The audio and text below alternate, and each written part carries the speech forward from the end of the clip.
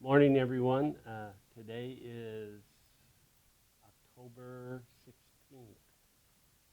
It's a Friday. Up here's the quote for the day: guard your heart, be choosy, inspect, reject, reflect. Quote number 20. It doesn't say be cheesy, it says be choosy. All right.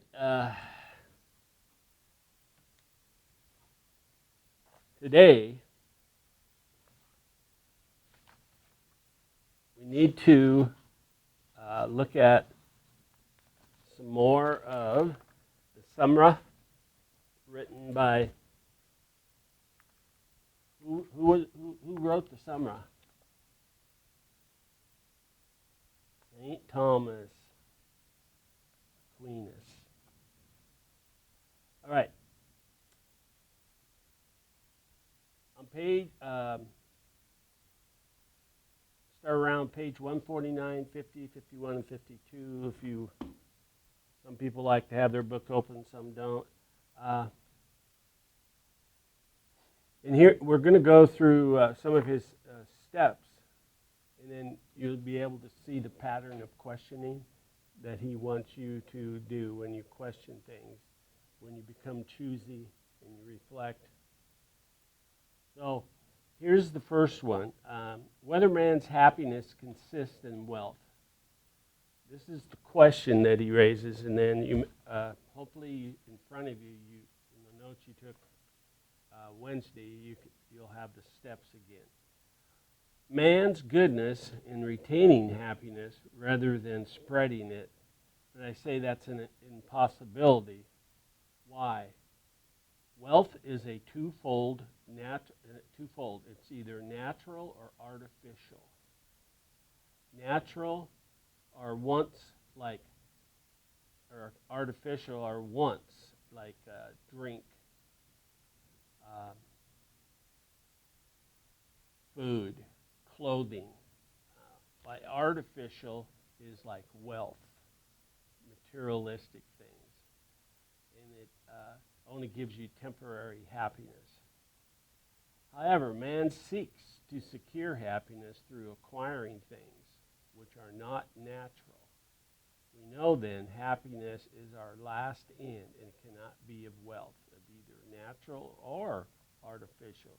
Only that of God's love, heart, and goodness can we have or acquire happiness.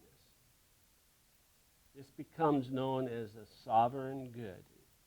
It's how the old saying used to say, money is the root of all evil. No, it's lust and desire to have more of it. Okay, in his second article, he just carries on another question and then raises some objections. Again, this is about whether man's happiness, it consists of honors this time, wealth. There's a difference between wealth and honors. What is that difference? Either one of you tell me? Wealth is pretty easy. It could be money. It could be Jay Leno's 480 car collection. You have another one? Okay. Honors. What would honors be?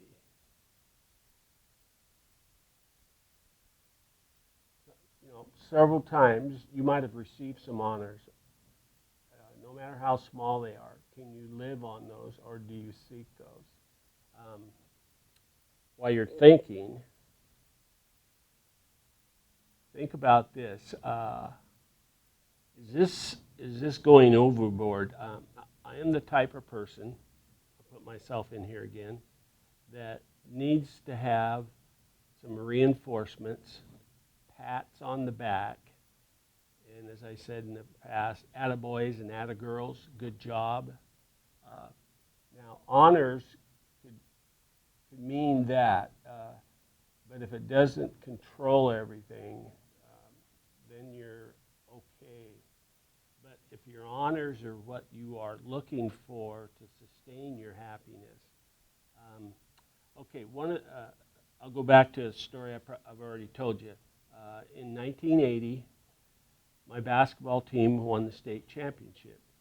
The goals before that, we had set up some goals, was, play hard, be a good sport.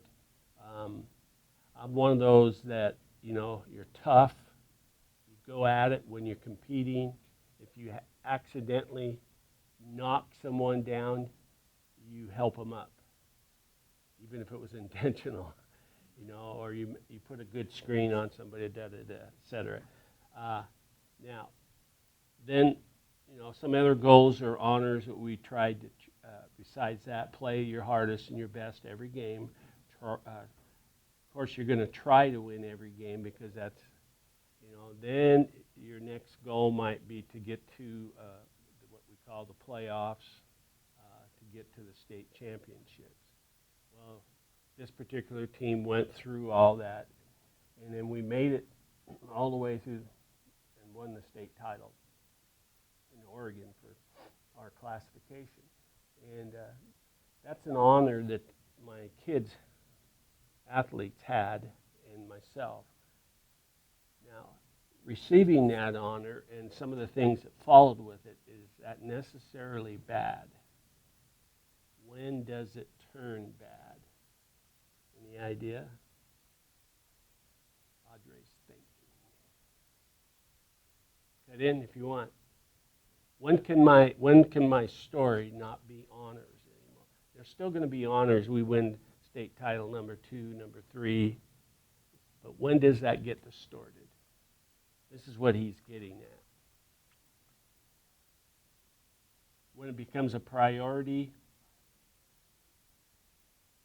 okay, exceedingly, not pride and humility. For some reason, I can't hear you as well. Say it one more time.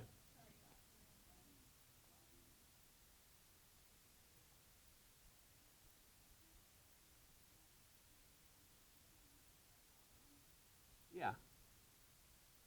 When does it become a problem? When it goes to your head and you show what? What are some characteristics you could show? Arrogance, very good.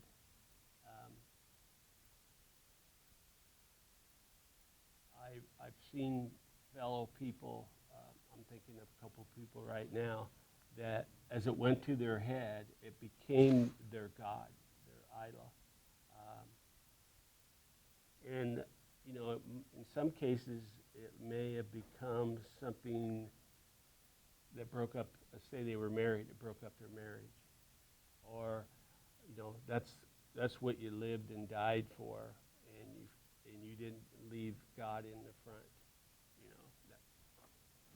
That's what he is also aiming at. Here's a couple more words in that same one. Does it consist of honors? Happiness. His objection to this, happiness or the bliss and the reward of the virtue. That's what I was talking about in the state title.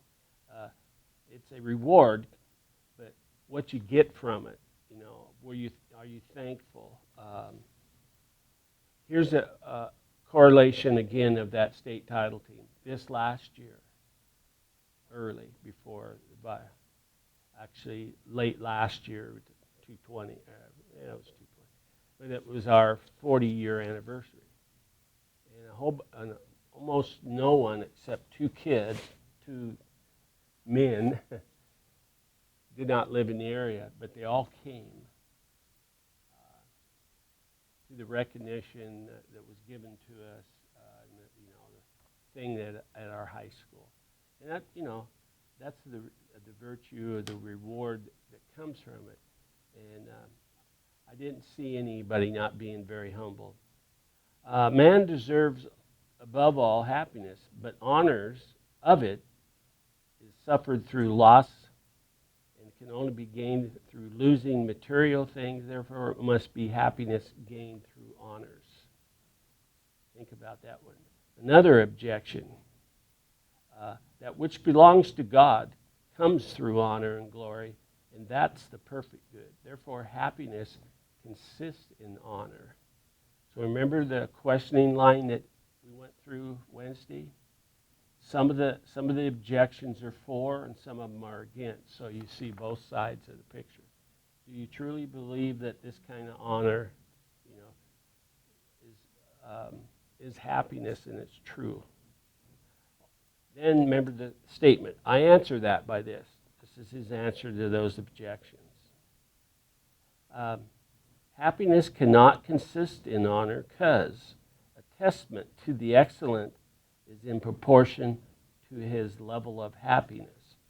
Man's good comes in parts, those by which is just a share of his happiness. Thus, some honors can come from happiness, but happiness, an internal principle that comes from God and his divinity only, and is already existing within us. Fused? I get that deer in the headlight look from both of you. What do you think? Heavy thinking. The point, though, in his summary is to get you in the steps of thinking. You state the question, then you attack it or analyze it. You inspect it. You then either reject it or you accept it. And then once you set that criteria up, you reflect. That's what this quote has to deal with in this. And it deals directly with this guy. So we'll do another one, practice. Whether happiness consists of fame or glory. Okay, that's the question. Okay, he raises this first objection. The apostle says, compared to current sufferings, glory yet to come, thus happiness is in glory when it comes within God. Okay, prophesizing future. The apostle says, Apostle Paul, compared to current sufferings, this is not, I'm paraphrasing a little bit, this is nothing, you guys. Glory is yet to come. When is that? And it's a comma there, a pause, is yet to come. Your glory to be with God. That's what he's saying. Thus, happiness is in glory to come only within God. So there's his objection on the positive side. Okay, now, then he goes and says, on contrary, happiness is man's true good, but fame and glory is false. Boethius said before me, lying reports of your false fame is shameful, and thus man's happiness does not consist in fame or glory.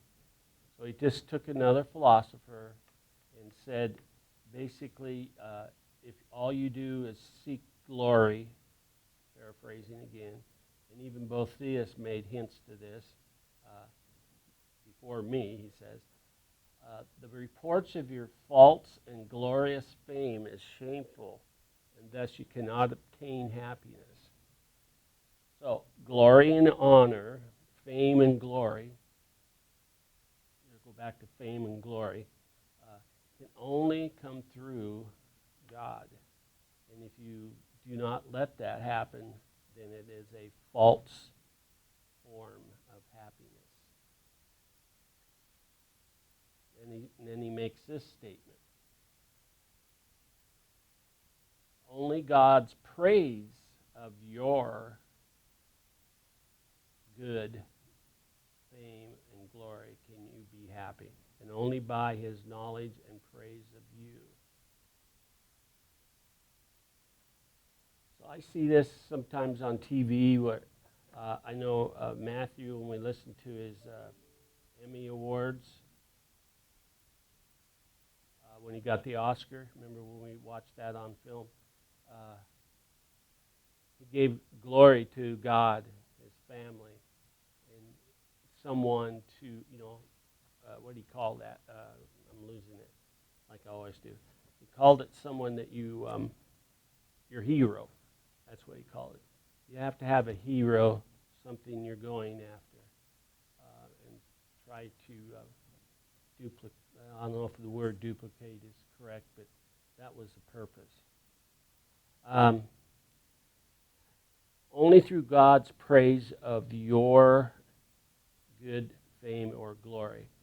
How do you know you're getting God's praise? What do you think? What would make you say, "Whoa, God blessed me with this," or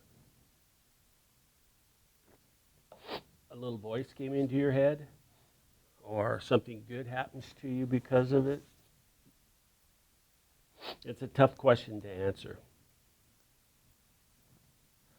Then he says, lastly, also only human acts and knowledge, which can often fail, he says, in human glory, is often deceptive. God cannot be deceived. His glory is always true. The objective, his argument was, even though humans give you praise and glory, companies, foundations, you can always be praised, but if you don't accept that God has given you the ability to receive this blessing or be part of it, to say that story of the state championship, my assistant coaches, they were part of it. We were all part of it. And how do we know we were blessed through God's eyes? And he says, that's the objective, and only God knows. Now, how does he get that to you is your question, my question. I remember thanking God because in that particular year, my daughter was born. I said, how blessed am I? And my daughter was born in between the regional and state finals, which was about a 5-day window. So I didn't really have to miss her birth, and I didn't have to miss any games because I would have. There would be some people probably that would say, no, mom's here, your mom's here, my mom's here, they'll take care of you while I go do my thing.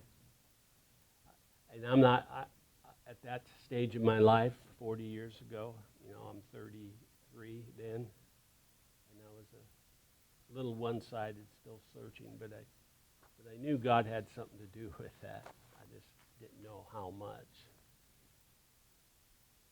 Okay, here's one more. This is Article 4. The question, again, whether man's happiness can consist in power. And here's the objection. It appears happiness consists in power, for all things desire power, like God. Power represents God. Hence, Scripture says, these are God's. Little g. Okay. Don't speak ill of it or of them. Thus, being happy is a show of power over all things. It's like, nah, I have this and you don't. Or I have the latest, pair of shoes that are really popular and you don't. Is it something like that? Having power over people, having power over your spouse. Now he says, on the other side, you can have power over evil or bad things by saying, let's say, no. I'm not going to let this dictate how I'm going to behave. So there's an example of power used for the good. I'm going to thank God for this state championship. I have power now over some of my peers who have never won a state title. I have power this way, that way, and this way, and that way. Now, what I do with that honor, that glory, that happiness, that power will determine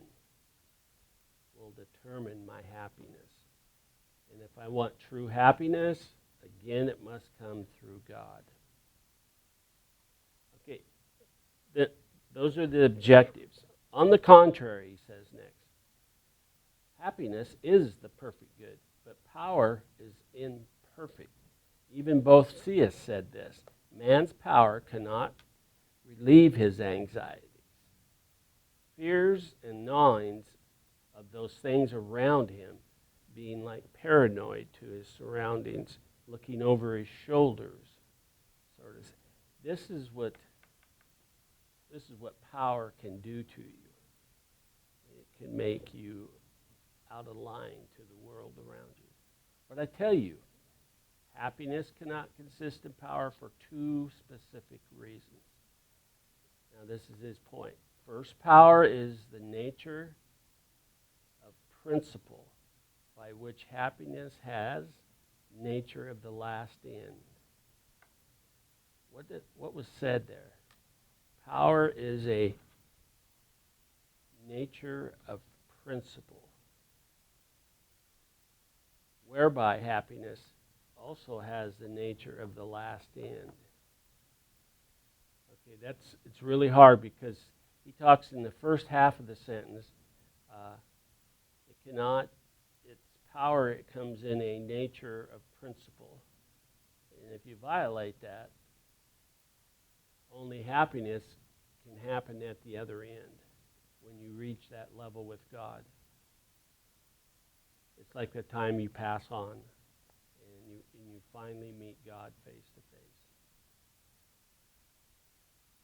face. Okay, 2, power is related to both good and evil. Additionally, I give you these reasons. Power is the only external good. So I don't know if you remember earlier in Article 3, they talked about something being external and something being internal. It says this power is only a good power if it comes from the heart internally and God has blessed it. That's basically what is said there. And then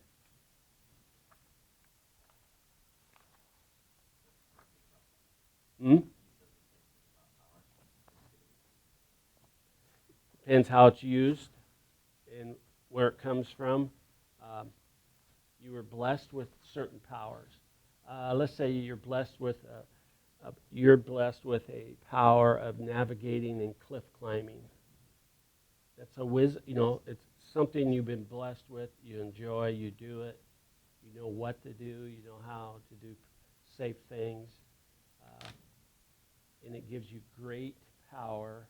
It gives you, in my vision, great knowledge that I don't have. But you're not flaunting it at me. You might tell me or show me pictures, but you're using that power that you have gained, that experience you have gained in that particular instance or example. So as long as you keep it in perspective, then power can be both an evil and a good. And if you don't keep it in perspective, it becomes evil. And he's not necessarily talking about survival of the fittest or the strongest person physically wins the battle. It comes from the mind and the heart.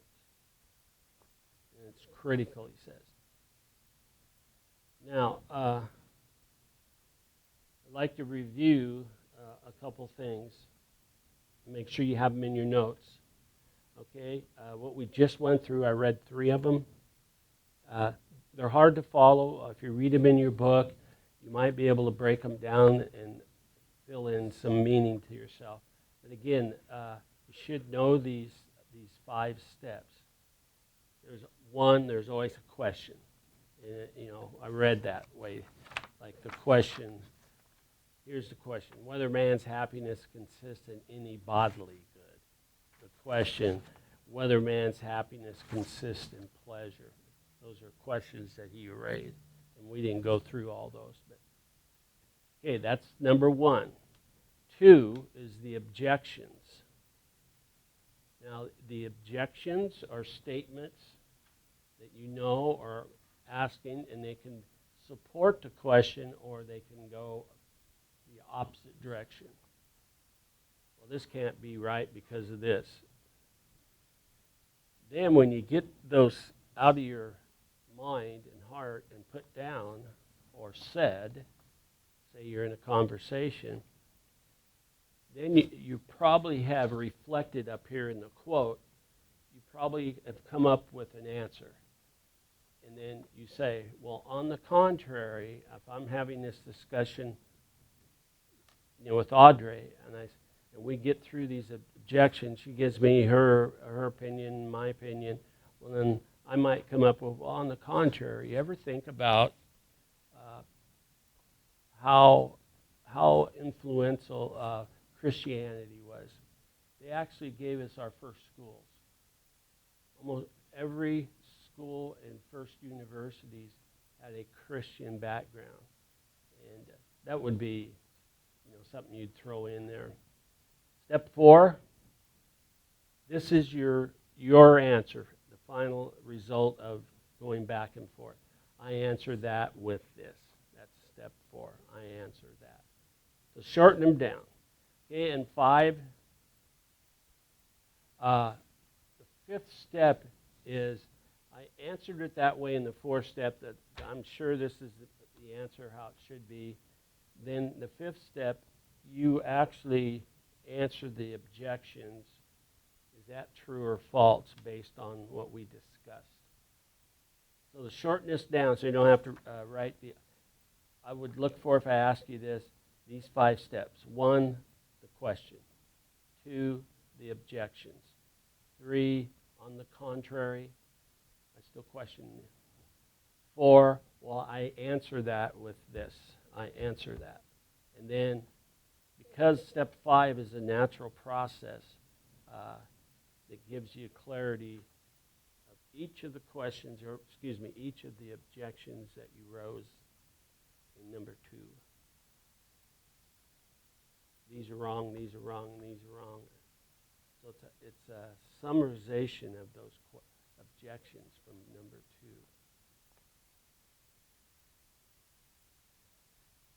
2. It's answering each of the objection questions by a simple reply. Yes, no, false, true. In an argument, say we're debating something, it's better to say that's false, this is true. That's false, this is true. So, if you picked a question for debating between us two, between me and you would probably have several objections to that question or several things that support that question. And what you're doing is trying to figure out, was your theory correct in the roundabout? And if it's so, you can prove it.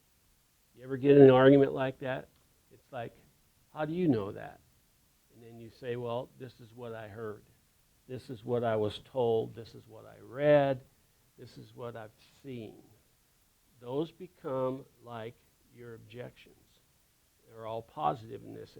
I saw this and heard this, felt this, know this. That's how I got to this answer. And again, that gives you your power, your status, or your honor in that question. And then you're either the same as me or, well, why don't you feel like this? Then you would do the same thing. Well, the question for both of us was the same one. Then the objections, you might agree with a couple of my objections, but you have 3 others that are against and it can be proved. And then you say, well, I can prove that by answering that. And then you have statistics, whatever, to prove your point. But he says you can't go through that process is just by saying yes, no, and I don't accept any other way. It's this way or nothing. I'm not willing to debate it or intellectually look at it in any other manner. And he doesn't want you to be to that point. Okay, remember the structural parts of an argument is supposed to give you clarity. That's the 5 questions. And actually, if you want to call it the first 4, it makes more sense. But now, these are the questions he asks in his Summa, and he thinks it answers everything that we need to know. And these are, does happiness consist in these 9 things? Can you say yes to each one? Wealth, that's number 1. That's one of them we read today. 2, honors. 3, fame and glory. 4, power. Now, we went through those first 4 just so you could see what it was like. 5, bodily good. Does it do your body good? Is it healthy for your body? 6, pleasure.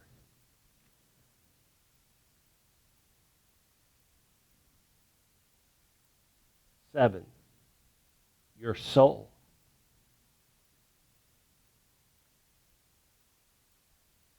8,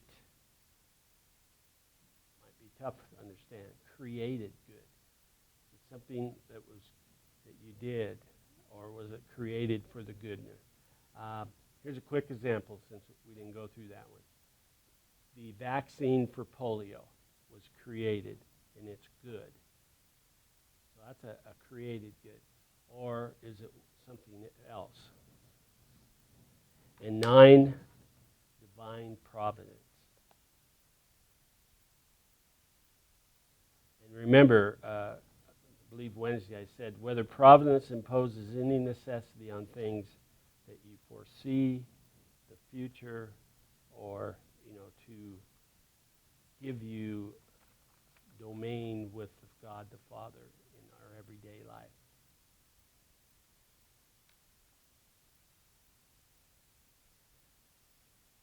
All right, you have the 9 steps, whether happiness consists. Now, to finish up, does happiness consist in all those? Can it be obtained in all those? Can you have some wealth or a lot of wealth and still be happy? Think about each of those. Can you have honors and have happiness? Can you have happiness in your soul because of what you did or didn't do? Can you get some happiness from pleasure? You can almost answer yes to every one of those, but we already discussed this at the very beginning. It's what you do with it, and it's how you use it, or do you abuse it? And then, he always finishes with the divine providence of you can't gain all those things without divine intervention. Okay? So, winning a state title, the story I told earlier, can result in happiness, but it's not the only thing. Okay, hopefully that doesn't bother anybody. And today is Friday, and we will